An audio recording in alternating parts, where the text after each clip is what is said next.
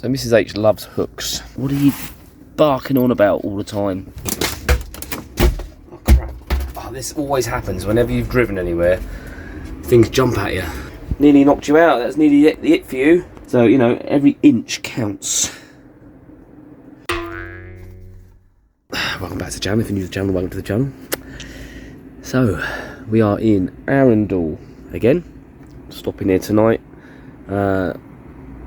I've got a few jobs I was meant to do, and so I'm going to do them before Mrs H gets here. I'll show you what I'm doing. If you're interested, have a look at this. So Mrs H loves hooks, so I've got a load of hooks to go up. Hooks everywhere, look.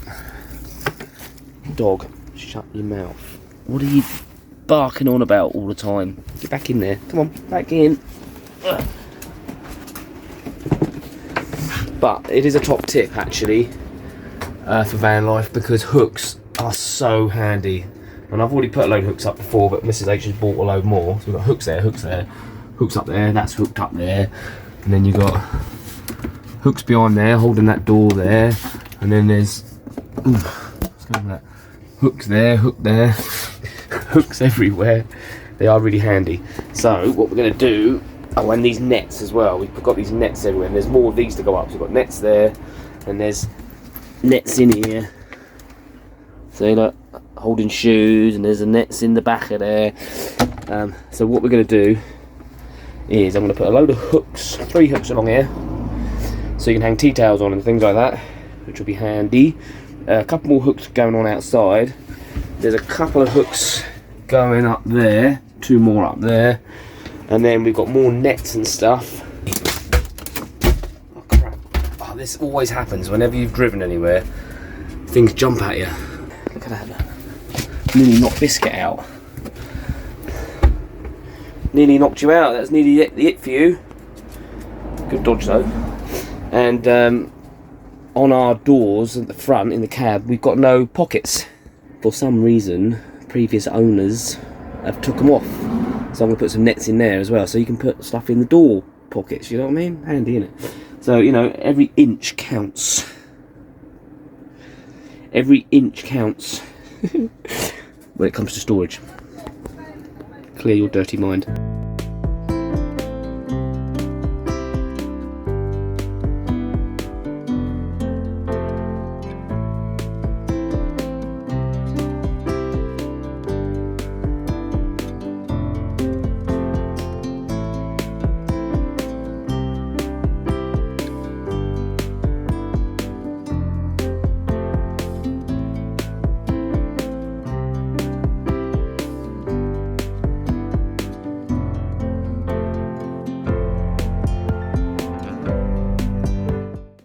Doors don't have any pockets, so we've got these storage nets, these, which I'm going to screw to the doors, and we've got loads of smaller ones as well, which are going to go in the van somewhere. We'll figure out where. Maybe I could put one up there, I don't know, we'll see how that goes. So I guess that's it. In the door we got a netty thing. It works, I suppose. Now I've got hooks on there as well. Little mini nets inside the door here. It's got some tea towels in that one. Another little mini net there. Another little mini net there. That's hard to say. Mini net. It's another little mini net. More hooks in there.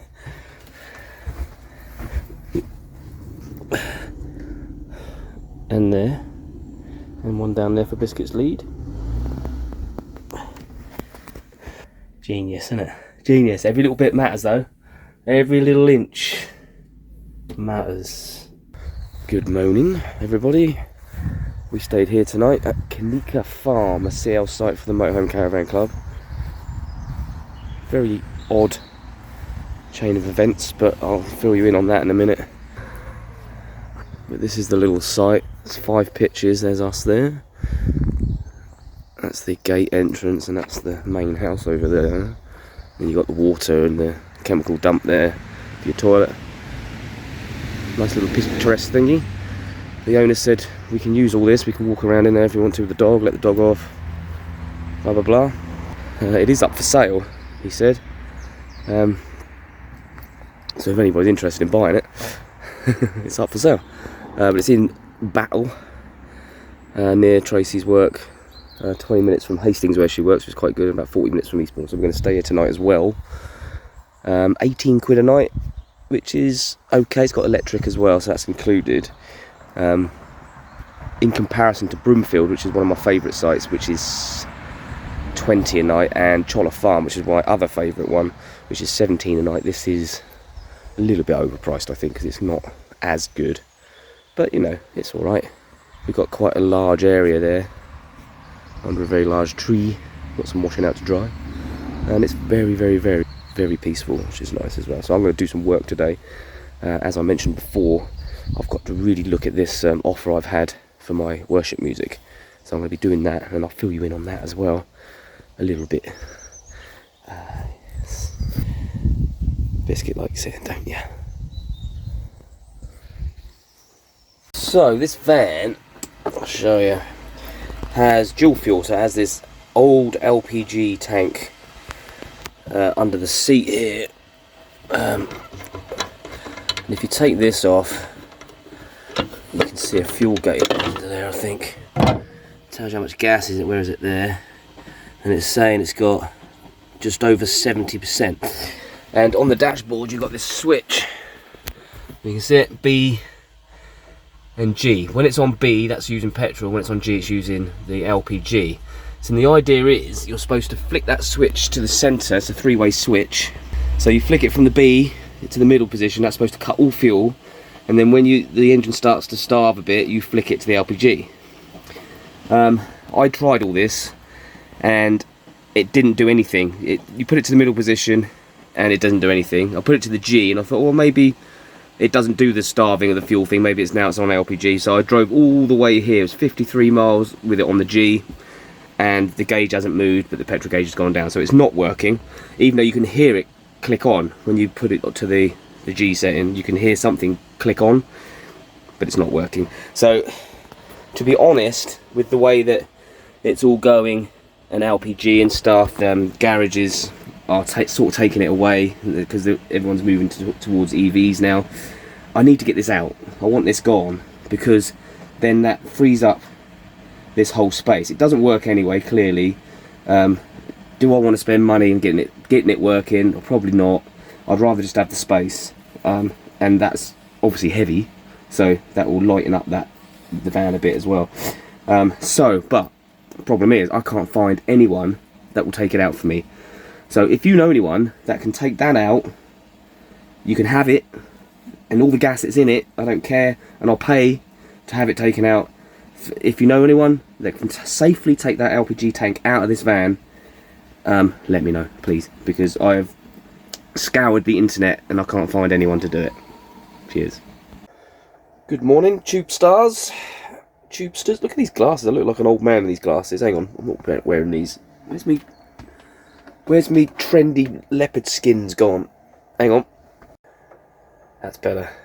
So this campsite, little story time with me over a cup of coffee. The Kinica Farm in Battle. Slurp. So I went on the motorhome caravan camping, whatever it is, website, because I'm a member. You have to be a member to come on these sites. And so I emailed the farm, as you do, said, have you got any, have you got a pitch for these dates? I'll get an email back quite some time later. So yeah, that's fine, look forward to seeing you. No information on booking. Usually you get like, yeah, that's fine, you have to pay this much, and then you pay them through bank transfer, and you get a whole load of instructions what time you can come in and blah blah blah and all that. Usually a code for the gate and loads of stuff, which is cool, which is nice, because then you know that you've got that pitch and it's yours and blah blah blah. So all I got was, yeah, fine, look forward to seeing you. Okay, so I emailed him again. I said, can you confirm when we can come in, how much it is, because it was advertised at £15 a night, and I said, can you confirm that it is £15 a night and you have electric hookup and everything, because we needed the electric hookup. All I got back was sometime later was, yeah, cash is fine, and that was it. So I was like, okay. So I said to Mrs H, well, we'll just go over there, and if it's okay, it's okay. If it's not, it's not. So I arrived first, and the gate was locked, obviously. So I pulled into the gate, and there was a couple sat out having a cup of tea by the caravan. And I said, "Is the owner here?" And they said, "Oh, he's gone out." They said, "Just come in. There's a pitch over there." So I drove in, pitched up, settled down, got everything out, did all the business, blah blah blah. And then Mrs H was here, and we were sat there having a drink outside, and I was thinking, I feel like we're squatting. We haven't seen anybody, haven't paid any money or anything. So I emailed him again. And there is a house over there, which I suppose that's where he lives. But I thought I could go over there, but I thought, no, what? I'll email him again. I emailed him. I said, "We're here, all set up, settled in. Shall I come to the house to pay you, whatever?" And then shortly after, a nice gentleman came over with his clipboard, and he was like, "Who are you?" And I was like, "Brent. You know, we had some emails backwards and forwards," and he went, "Yeah, I didn't have you down." I was like, "Well, that was lucky there was a pitch then, wasn't it?" And he went, "Oh yeah, I've been to the pub with me mates," and blah blah blah. And that's how it all went, but luckily it was okay. But the next day, I'm sat here doing some work on the computer, and then I get a knock on the door, and I was like, "Yes," and it's the same guy. He goes, "Who are you again?" And I was like, "Brent." And he went, "Yeah," he goes, "I've got 3 people supposed to be here and 4 vans." You know, I don't know what's going on. So I think the guy's like kind of, you know, I don't know, he's a bit old, but I'm not holding that against him. Not saying he's crazy or going senile or anything, but I just think he's like lost interest because it is up for sale. And I think he's just like, and he's just walking off going, "Oh well." And I said, "What is the checkout time tomorrow? Because I'm going." And he went, "Just whenever you want." And you're like, "Okay, fine." It's like that. But so it is kind of like really, really laid back here.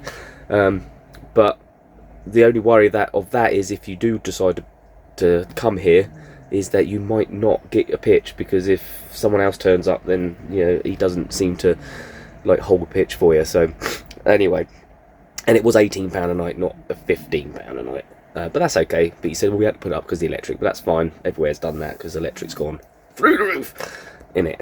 Talking of which, with our power situation, we are currently buying an Anchor power station, which I'll show you probably in the next video, or maybe the video after that, we'll see, to help us with our power issues. We've had a little bit of help from a friend of ours, thank you very much, you know who you are, so that we could get it, because the MOT and everything wiped out our contingency fund. That's a hard word to say, isn't it? Because that was very expensive, but running out of power when we're off grid is not an option, because we just end up spending too much money, you know, on campsites and things like that, and running the engine to charge the battery up so we can, you know, put power back on and things like that. So hopefully this power station is going to help us out. It will be a good little top up to what we've got, so we should be able to go longer off grid anyway. So more on that later. I'm going to get myself organised and get off to Seaford. We're going to go there tonight, and then to Brighton after that. So see you there. This car's just turned up. That is some suspect parking, if I ever did see any. She tried about 4 times to get in that space. Nothing next to her. Either side. Yeah, she's gone off, left it like that. That's alright though. I don't think they patrol these beaches. Well, that van's parked across all the spaces. Yeah, why not?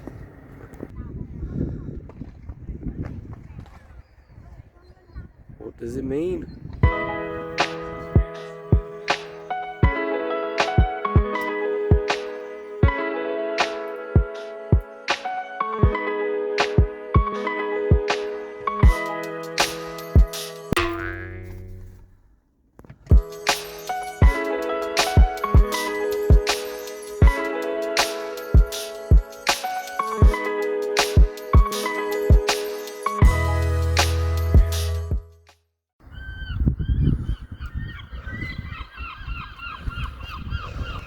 So, good morning, people in Seaford today.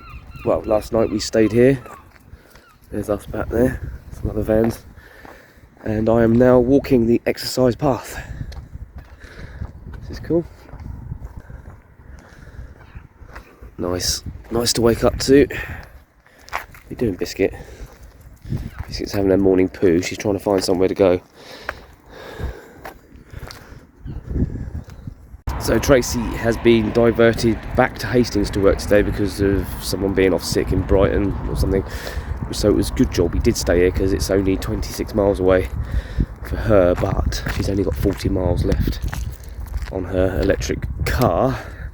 The future electric cars are apparently.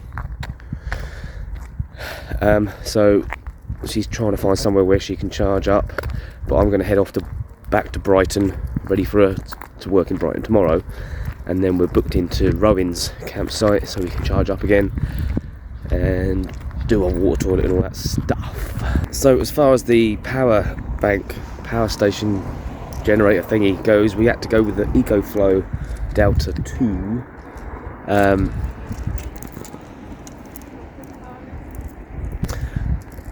Because it's the only one that we could get on credit, because we don't have the money to buy one outright. Come on, B, we're going back this way now. Which is okay, they get good reviews, so hopefully that's going to help us out. Well, it will help us out massively with our power consumption. As I said before, we can go about 3 days and then we're out of power, and that's with our 200 amp hour lithium setup. So that will help out a lot. So more on that in the next video, plus more on my opportunity with my music coming as well. I've started a thing with a company, and hopefully it's going to be good, but I'll let you know about that when I know more myself, or when I'm able to release that information. At the moment I can't. So yeah, but it's good, should be good.